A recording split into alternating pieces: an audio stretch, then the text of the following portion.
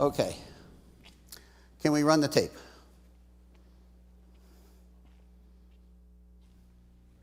My career is constantly on ice, and you know how it is at work. And they got me going around in circles over there. Well, it's getting late. Hey, what are you doing? Said I'd be the designated driver. Oh, but Wayne, I'm right around the corner. All right, it'll be a quick trip. Come on. Oh, Wayne, thanks, man. I appreciate that.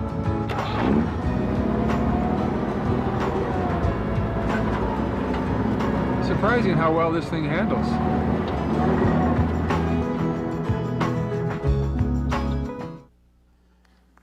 Well, that's sort of in semi-honor of our next speaker, who certainly doesn't need any more honor. A local boy made good. He's from Toronto. And he's one of the great artists alive today. And as I say, short introductions are the best, so I'll only give you his middle initial, O.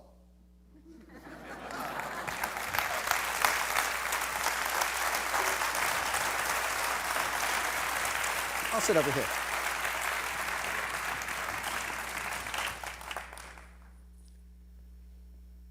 I'm not going to complain, but I'm used to going to TED conferences in California, and they're just filled to the gunnels, and there wouldn't be any empty seats. And I hope next time Ricky gets to do this, it deserves filling all those seats, I think.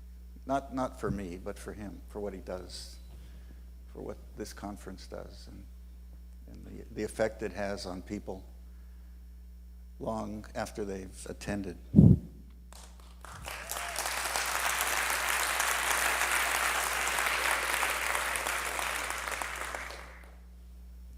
So I was lucky. I did this building in Bilbao. Let me move your mic down because you're going to blow on it a little bit. I'm going to blow on it. Yeah. There you go. And great client, great country, great people. It was magic. It all came together. And I was there last week for the first time, seeing it kind of detached without seeing all the mistakes that I used to see when I went. And it is kind of special, and it is kind of a miracle, and I don't know quite how it happened. And I can look at it somehow in the distance. But then was then, and everybody says, okay, Mr. Gehry, what are you going to do for an encore? And I suppose that's the way we've been brought up to think, and you can imagine that if I thought that way, that I would have to top that one, and then after I finished that next one, I'd have to top that one, and then that one, and eventually you would run out of, I'd probably very quickly run out of toppings. It would be inhuman, impossible, and a kind of a stupid thing to try to do. So I don't try to do that. Luckily, by the time Bilbao was built, in that period from when the design was finished till the construction, there was 3 years, and I did some work very unself-consciously about the outcome of Bilbao. So it finesses it for you, and now people say, well, this one's better and that one's better, but some of them are going to be okay, and some of them are going to be okay, and it's normal. But I thought I'd show you just what's been going on since. And in a few of the projects, I didn't bring everything. And I'm not going to spend a lot of time on process like I usually do. Just, you have to know that these things aren't thrown together in an evening. I do share some of the early dream stuff with the last speaker. I can relate to what she was saying. I use the client, the location, the site, the budget, the constraints, the whole thing as a medium for making the building. And we make tons of models. I study in drawings, but I also study in models. And the models are made from the intuitive drawings, and they are then, you make a model, it's like putting the peloton in the mountain as you're climbing. It gets you a place, gives you something to look at, something to criticize, and then I make another model of where it goes from there, and it's an intuitive process. It keeps going, but always within the constraints of the budget and the client's needs and so on, so that in the end, none of this would be built unless it followed those constraints. Well, I've had one or two clients say, do whatever you want, and those things have never been built. So I think there's a healthy thing about the creative process, especially in architecture, is to have this interaction with the client and with the community and with where you are. So how do I do this? This is high tech. Oh, it's on already. I'm sorry. Can it be clearer, or do we need to cut the lights a little bit maybe? This is in Seattle, and you know this. Huh? No, I'm pointing at the screen with the pointer, Richard. Oh, I think it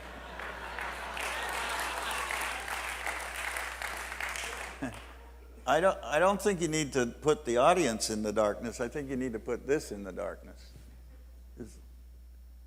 Yeah. Is that better? Okay. So Seattle has a very wealthy patron named Paul Allen, who is the partner of Bill Gates. And Paul Allen plays in a rock band called Grown Men. And he looks pretty good when he's on stage, and he knows how to do it.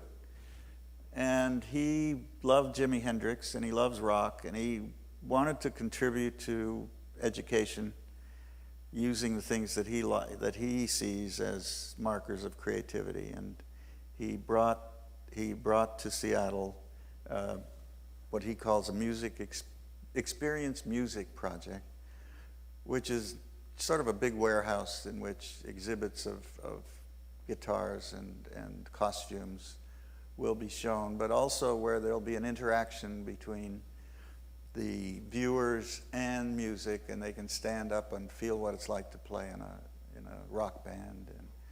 And there's a bunch of sophisticated equipment that he was able to bring. He asked me to do a building that was swoopy, he called it, and I didn't know what swoopy meant, except he did this a lot. And that kind of looked like my work to me when I said that.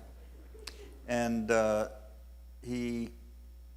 brought him to the office, and I asked him to show me what swoopy was, and he did. And I'll show you that a few slides down, but it was something that I was pretty excited about, and I took off with that. So these shapes are swoopy. Somebody wrote that I took broken guitars and morphed them like crazy to get these shapes, and I didn't do that. I'm sorry to tell you. I did spend a lot of time making the shapes, and I did study guitars, and I did study the culture and rock and roll, because it wasn't something that was in my bones.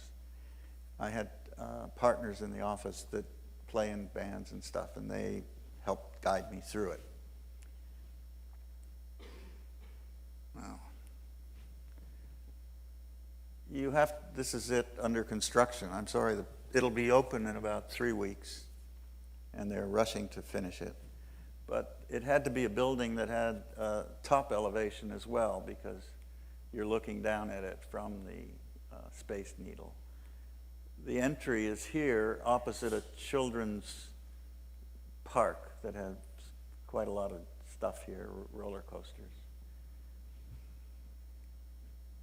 The plan is just a big space. We were able to do this public space, the entry, and the restaurant and the bookstore, and all the rest is being done by others.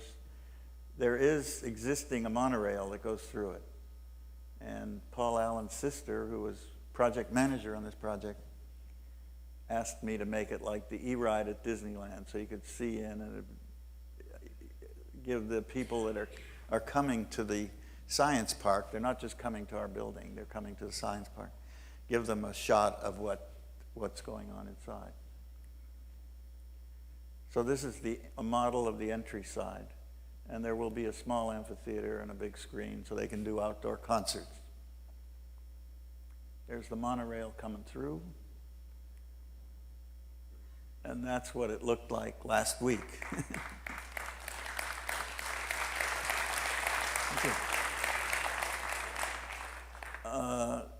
Purple Haze from Jimi Hendrix. I tried to emulate it and found this stainless steel that does wonderful things with the sun and sky and so on.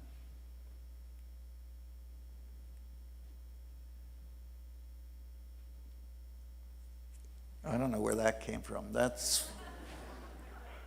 It's kind of a cuddly form. It's huggable, isn't it?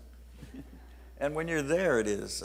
And I was trying to do that. I wanted a building that was accessible, and because it's a big barn, and how do you make it without resorting to historic decoration or that?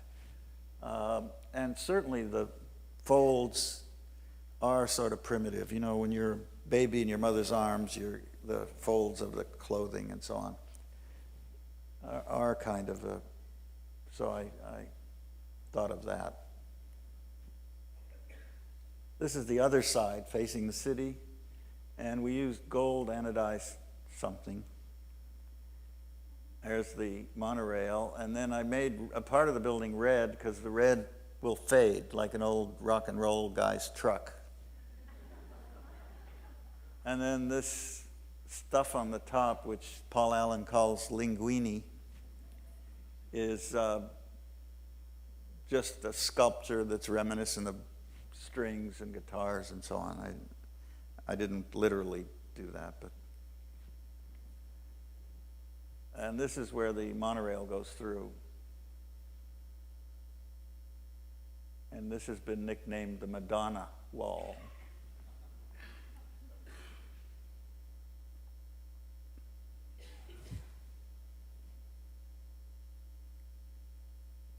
That's the model.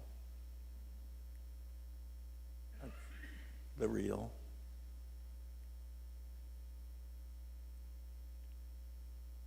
This is the books, rather the restaurant, I'm sorry, and the bookstore from the street.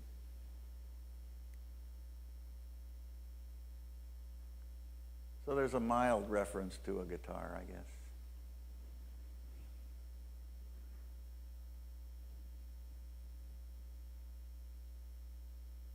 These shapes got really interesting for me.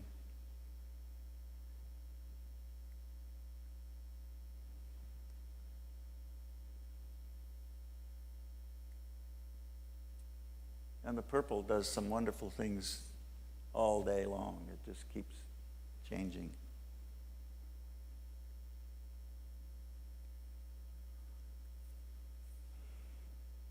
So I think it's kind of contextual. It fits in with all this stuff. It's I don't know if Seattle, they haven't embraced it like Bilbao did yet. It's about 50-50, I think, so far. But this is Chicago, and the mayor is building a new park, and this is called Grant Park, and we were given a site here to do an outdoor amphitheater. And I wanted to make it a place where the quality of sound was at least decent, so that as long as they were investing in this thing, that maybe we could lure the Chicago Symphony out to play once in a while, so that make it a kind of a classy place technically. And the only way I could figure to do it was to hang the speakers on a trellis so that the ground was left free for park activities during the day. The alternative, which would have been cheaper, was to have posts every 70 feet in two directions with a speaker on top, which would have delivered the sound just as well, but this is a little classier. And this is the band shell, which is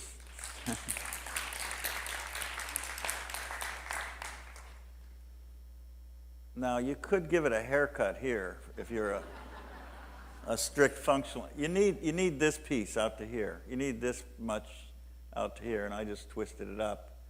And you need this part here. You don't need that part, but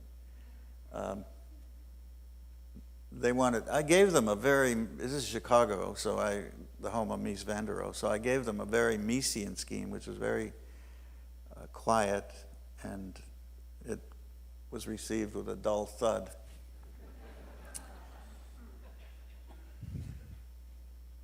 There's a big glass door that comes across here, and they're going to use this for functions in the winter. But I don't know.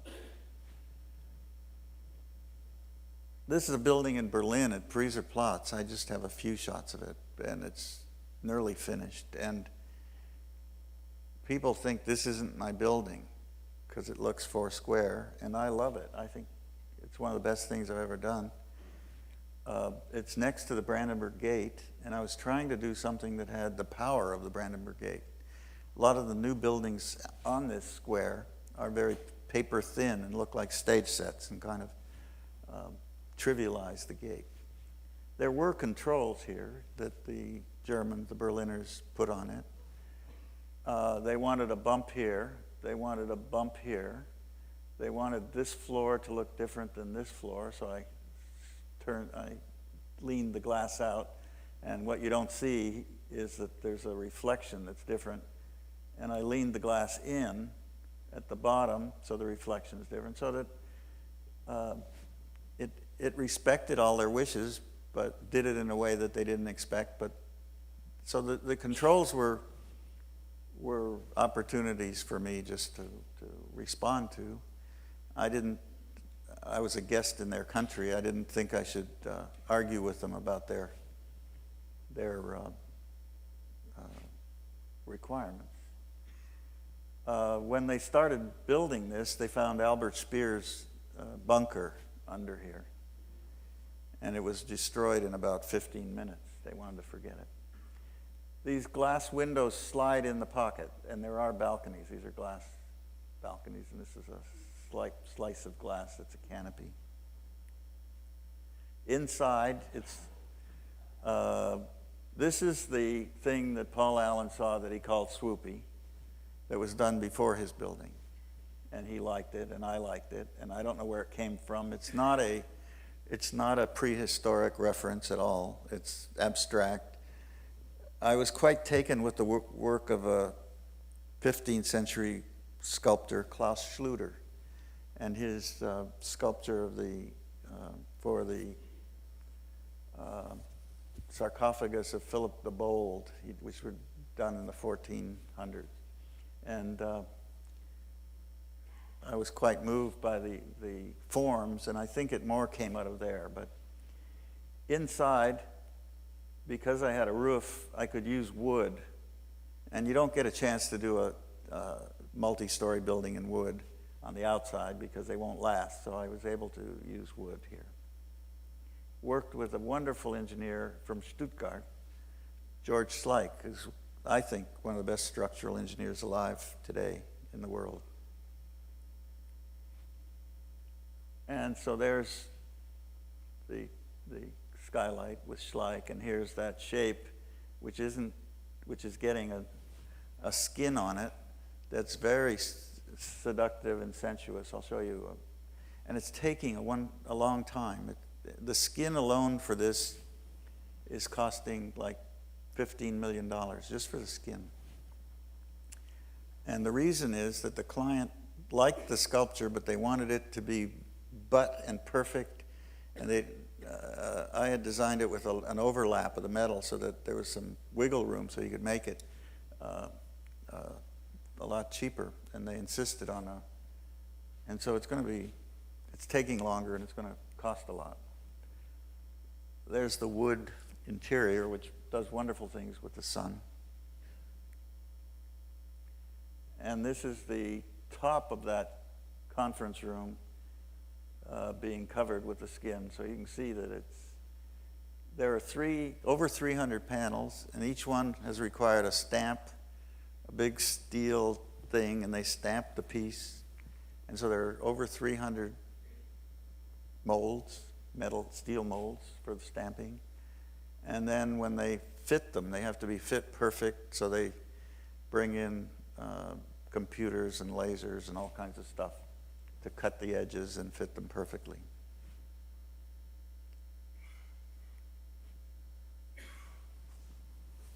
This is New York City. My client from Bilbao, Tom Krenz, he's a big guy, 6 foot something, and he thinks big. I think he thinks big because he is big. And after Bilbao, both of us got a lot of calls from around the world asking us to come and do things in their city. Most of the stuff I'd say 95% of the stuff we've turned down because they usually don't have a program, they don't have a staff, they want to use us for fundraising, and most of it is just wishful thinking. He thought that the best place for doing his second building would be in New York City itself, where the Frank Lloyd Wright building is too small for the scale of the collection, and they're busting the walls out.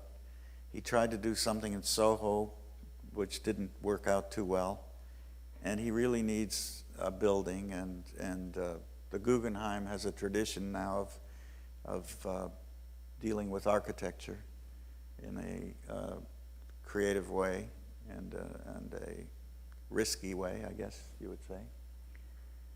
There was an RFP for this site. This is the foot of Wall Street, and the RFP was replied to by 9 or 10 people. We were one of them through the Guggenheim, and it's down now to 2. It's between the Guggenheim and a Botel.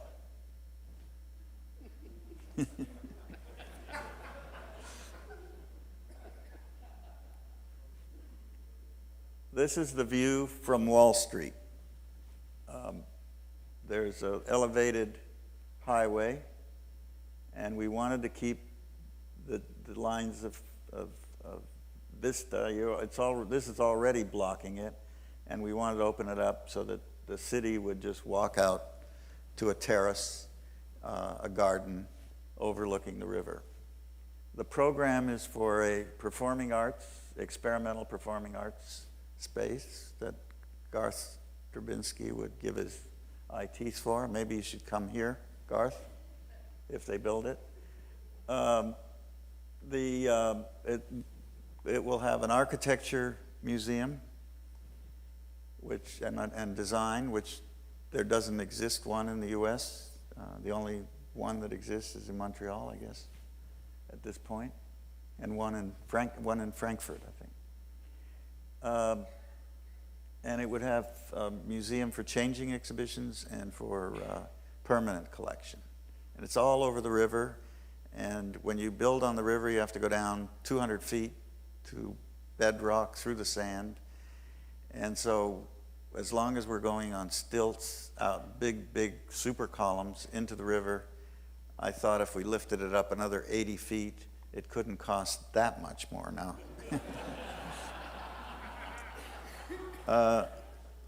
Contextually, it was important when we started working on it, and you have to understand this is only a sketch. And I had to make it look real because it had to be presented as a real project. But if it does, in fact, go through, we'll completely redesign it based on the requirements, and I'm sure there's lots of stuff that'll hit us that will make it look different.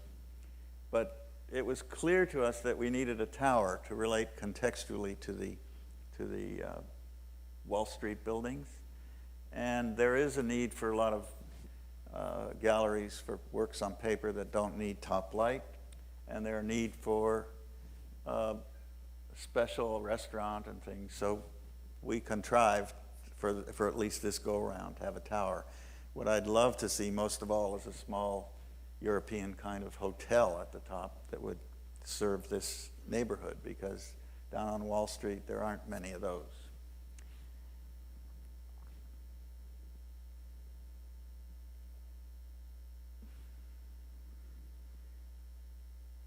The guy that owns this building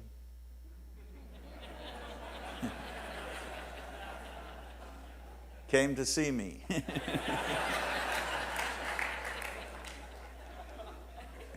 And I was ready for the worst, and he said, "I love your project, and I want to support it, and I will support it. And you block my view, and I'm happy to look at what you're proposing. And by the way, it will double my land value." So I hear that the business community is quite for this. It's going to take a lot of fundraising, and I think they've raised about a third of it. They need to raise $900 million, and he's raised about $350. It'll be raised outside of the city of New York, money from outside, from Europe, and so it won't compete with the Museum of Modern Art for funds. This is the view from Wall Street. And you go under, and there's a foyer. And you come into this foyer, and it's surrounded with an ice skating rink, because I'm a hockey thing, as you know by now.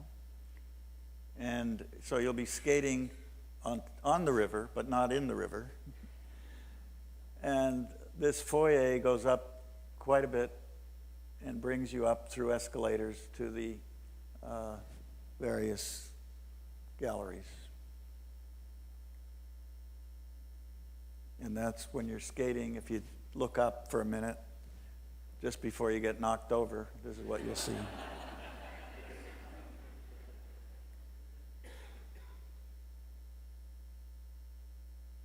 And we got a little theatrical. We put a little smoke around it to make it nice for the... New Yorkers are very sophisticated, so you got to be careful.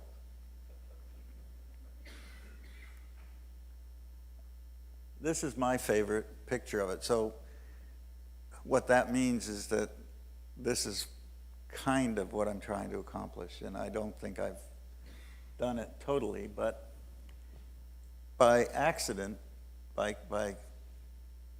luck again, I was given a small project in Spain. Oh no, the Spain project will come in a few minutes. I was given a project in Spain to do a winery, hospitality building for a winery, and it's up on stilts.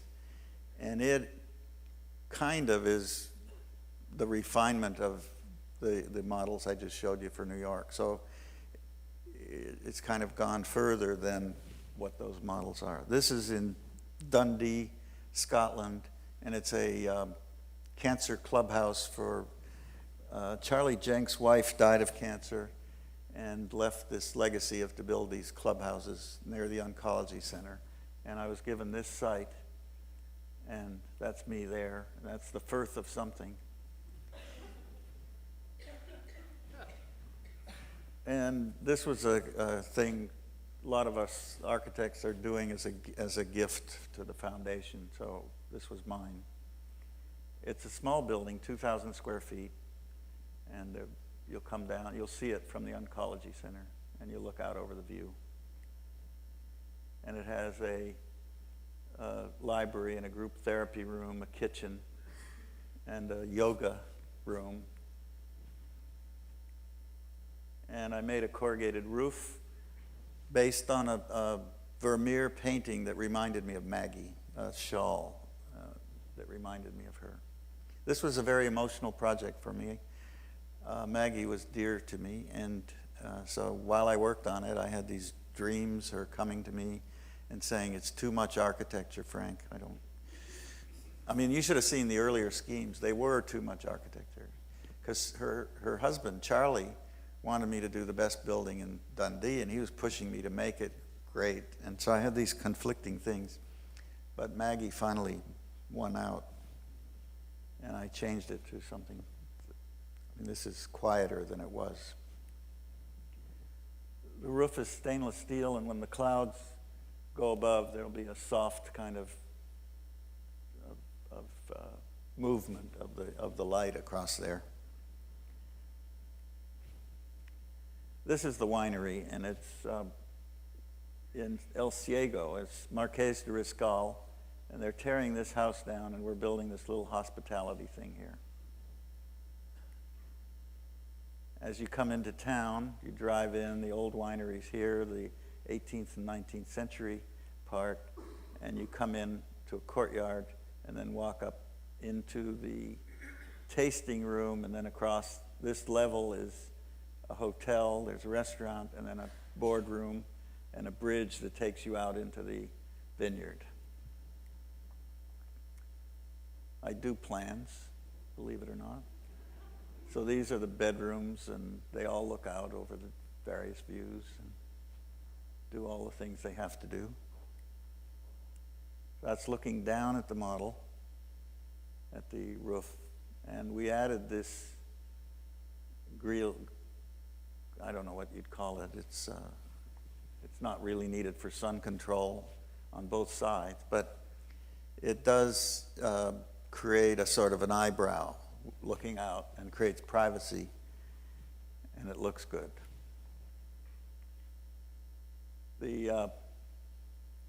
This will be stone, the native stone, and this is stainless steel, and some titanium, a little bit. That's the back side.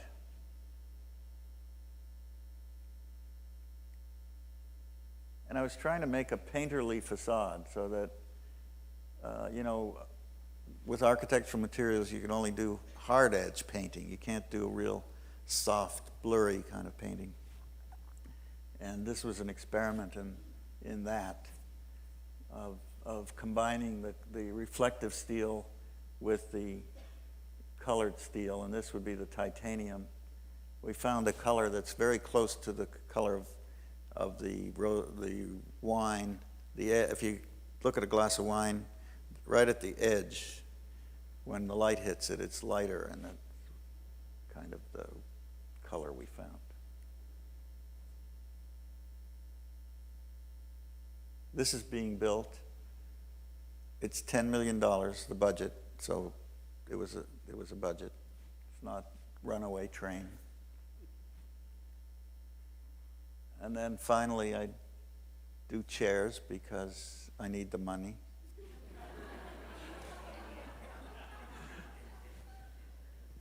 No, I like doing chairs because buildings take too damn long, and I need the hit. Thank you very much.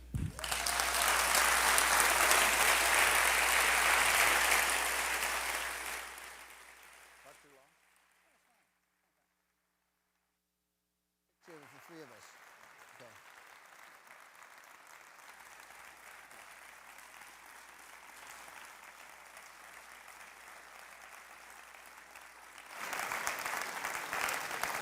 Let me say two things about the one about the museum and one about the little lunchroom you just did at Condé Nast. I saw the photo in New York Times Magazine of the lunchroom, and I thought, ugh, I didn't like the way it looked. It looked very crass, very hard. Terrible pictures. Yeah, well, I didn't know it was a terrible picture. I thought it was a good picture. I anyway. hated the picture. And Then Paul Goldberger said, no, you have to see it, so I went to see it. And it's really just wonderful. The pictures really are terrible of it. I mean, it just doesn't look that way. It looks sort of crass in the pictures and quite wonderful in reality. I went to see the models. They were all locked up. There's about 6 or 7 of them in New York in a warehousey type space down in Soho and there was very hush-hush before it was announced, the Guggenheim. So I went to see it in New York. And it's one of the most fantastic buildings I've ever seen in my life. And it's so much better than the photos I'm seeing here. The models are really, really terrific. You don't get the scale here. I mean, I'm looking at this because I wanted you to show this because I was so impressed by it, and it's not as impressive here in the photos of the model. It's better that they look better in reality than in photographs, though. It would be terrible if it was the other way, wouldn't it? Anyway, the building in New York, the scale of it, the way it sits up, it's just wonderful. There's going to be. He's not keeping me here to do this. He wants a picture of our bellies. Let's get it. Yeah, well, no, I want to get. Where's Moshe? Where's Moshe? Come on, we're going to do a threesome. Anyway, that's not where I was. I was talking because I wanted to talk about this. Okay, All right. well, yeah. No, because stay here. I want to talk to you about this. I'm getting embarrassed. Oh, you're not getting embarrassed. I lost my train of thought. Good. Oh, there's going to be a show of Frank stuff in the Guggenheim. When? May 10th. May 10th, next year. Well, we passed May 10th, so it can't be this year. Next year, the Frank Lloyd Wright Guggenheim is going to have a show, a big show of Frank's work. I assume they're going to have some of these big models. It's going to be worth, because that building is going to be built for quite a while, it's going to be worth the detour to go to see those models. It was really stunning to see those. Well, those models are up now in the Guggenheim. Oh, they are? Yeah, Oh, so you just go up there and see them. you go there now. They're really it's really worth the detour to see those models. floor. Okay, so that was what I was. There's a little bucket. You put money in it. That's how we're going to do it. Okay. Okay, this is a picture because we're very old friends, and we haven't had a picture in a long time. The last time we were together, we didn't have a picture. We were eating steak. And it was in L.A. Frank took us out to dinner, and he was commiserating that everybody else was getting work, and nobody wanted him. My life was down the tubes. I had basically gone bankrupt with my architectural office and moved out to the West Coast. And Moshe was getting all the work. Moshe was getting all the work. Okay, that's it. Okay, that's it. Okay. Thank you, Frank.